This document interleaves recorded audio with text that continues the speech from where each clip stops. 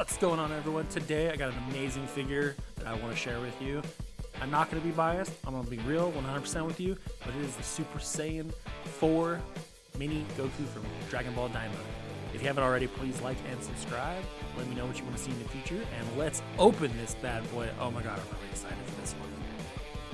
Nothing beats a fresh shipper. I love pulling my figures out of the shipper. And right off the bat, I'm impressed. I love this stuff. I love the design. When I was younger, I did not like the Super Saiyan 4 design from GP. But as I got older, I learned to really appreciate the design through various other figures, including third parties and what is it, the Super Saiyan 5 Goku from Dragon Ball Heroes. If I'm wrong, please let me know in the comments. I'm very canon-like, so that's where I am with this, but I really like DAIMA for what it was. I get it's non-canonical, but I like DAIMA. It was a fun show, it was neat, and I just love new Dragon Balls.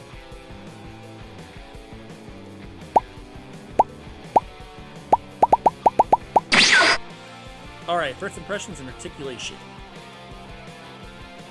So right off the bat, I really love the colors of this figure. Cannot go wrong, feels good in hand. Big gripe I had right off the bat was the tail. It did not want to stay in that tail. As you can see right here, it's kind of popped out as I moved it. But we'll come back to that in a little bit. The knees are nice and tight. They're not loose. They're not too tight. It's like some G.I. Joes I've had lately. It's got a nice ab twist. Overall, the figure just feels really nice in your hand. There's not too much play in the joints. The ankles felt great. It just feels really good. It's tiny though. That's maybe kind of like the sticking point with some people. But so far, like, I loved the figure. Just the first feel and touch of it, it was like, oh, I can't believe I actually have this right now. Head comes off pretty easily. It's got that DAIMA peg. I believe that's how the Goku and the Vegeta are. Bicep, everything spins around just fine. Not too loose, but it's easy to move. I apologize for the poor angle. I was so excited to film this that I just didn't really think much of it other than getting on camera, so it's going to stop me for right a bit.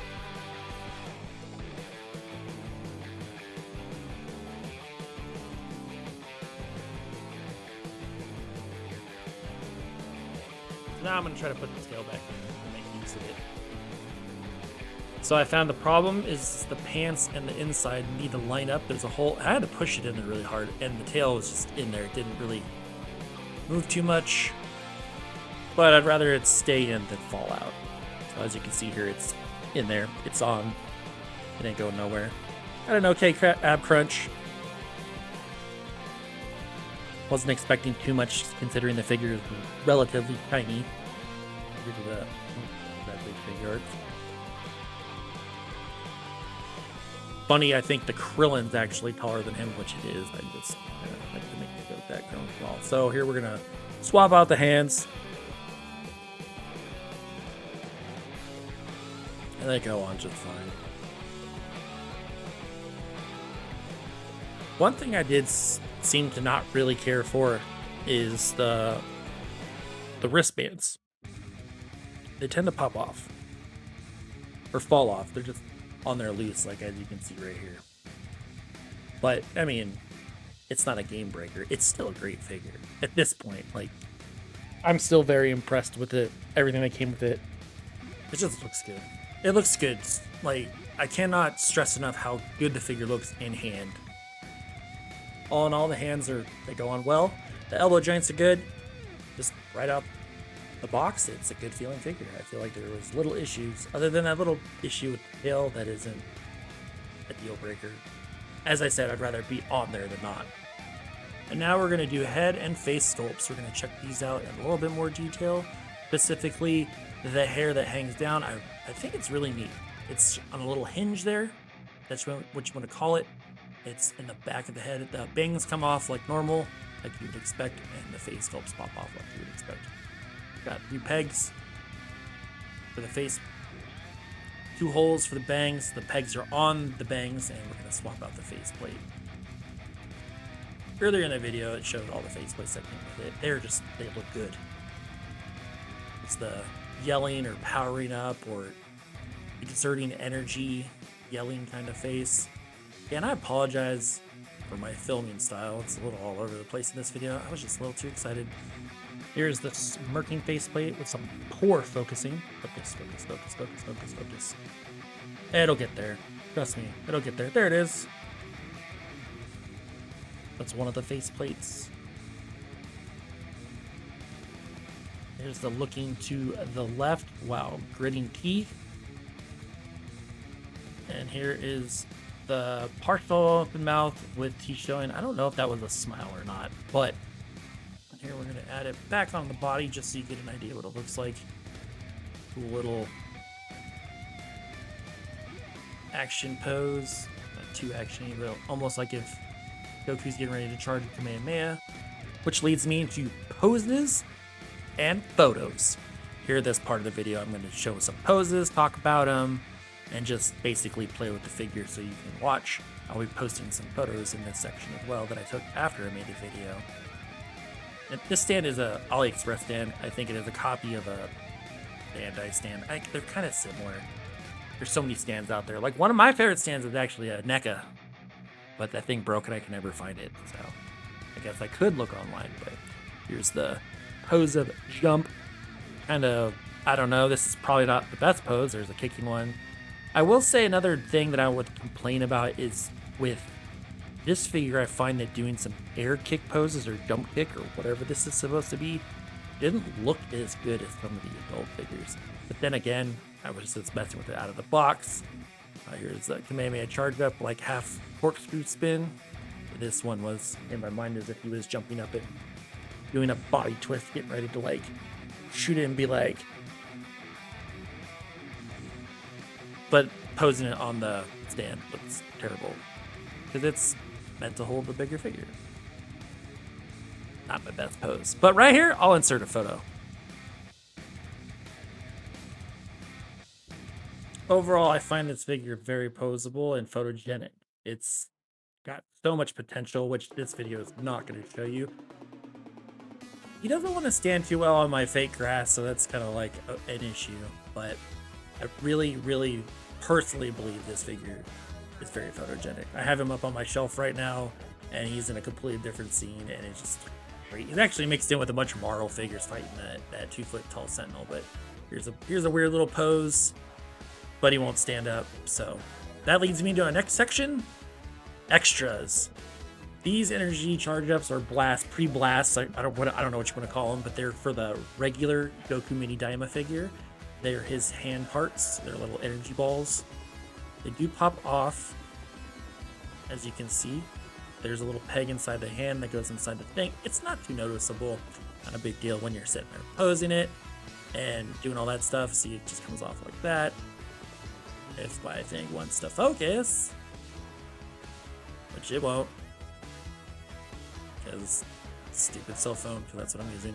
But there it is, the extra parts for the Mini Goku DAIMA Standard, non-Super Saiyan or Super Saiyan 4.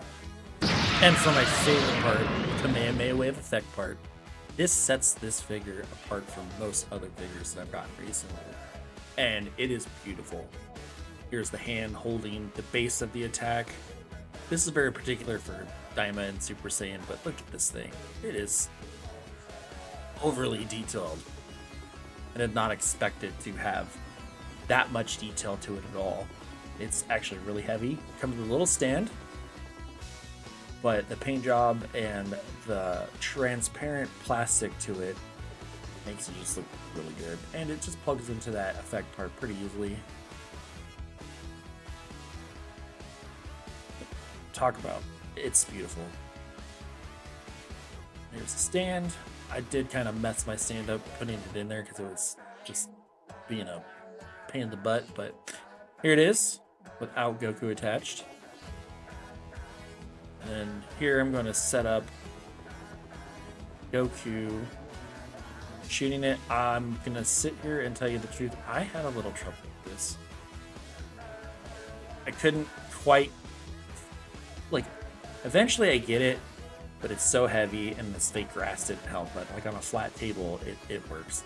One eternity later. As you can see, I'm still struggling with this. It's the grass, mostly. It's still a heavy piece of plastic, but Other than that, I think it's what makes the figure just absolutely worth the price. I'm pretty sure that's what you're paying for at any rate. Before I showed some pictures I took with before and after editing, I wanted to use this light and see how I could illuminate the Kamehameha wave part while taking practical photography. I didn't really want to edit in the glow or anything like that, so I was shining the light on it to see how I could get it to, like, you know, look like he was shooting it, and mixed results. But it does look pretty cool, and I just wanted to add that in here. Got him still shooting it, and it's a beautiful piece. Like, it just makes the figure, as I stated earlier. Can't go wrong. Most people complain about the price. I would agree. I think for his size and even the effect part, it should be a bit cheaper. I paid about 70 something with shipping. That's probably closer to 80. Here's the first picture I took using a Kamehameha wave and a light to try to get a practical look. But as you can see, the light was just really blown out. So here's the second picture I took where I kind of pulled it away and dimmed it down a bit. And I really like this, and this is the one I used to make this picture, which was enhanced and edited through software. Kind of goofed it up, but that's kind of what I came up with that one. So now we're going to do a quick recap of the entire figure. Good, you can just skip to this if you want. He's going to give you the flying monkey attack pose, like he's going to rip out your face and everything. So legs move good, ab twist is good. These are great. No issues with the legs. Ab crunch that way is okay. Could be better, but it is what it is. Shoulders are fine. Elbows are fine. All the arms work great. It's not too loose. It's not too tight. As I pointed out right there, the wrist thing pops off pretty easy like that, but it's not a game changer. I like that it's not like permanently on there. So you could take them off if you want.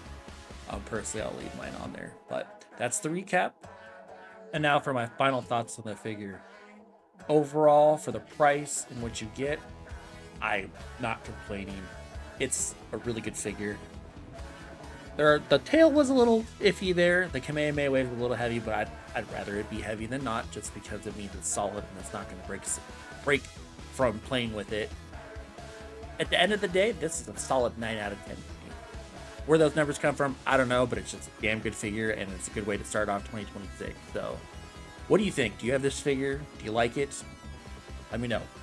I gotta know if anyone doesn't like it.